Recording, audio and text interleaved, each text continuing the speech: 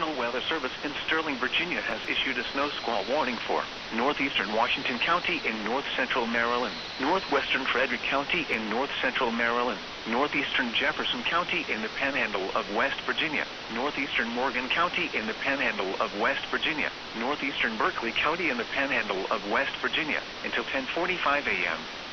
At 10:08 a.m., a dangerous snow squall was located over St. James, or near Municipal Stadium, moving east at 35 miles per hour.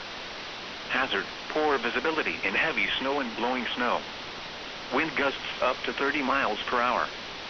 Source: radar indicated. Impact: dangerous, life-threatening travel.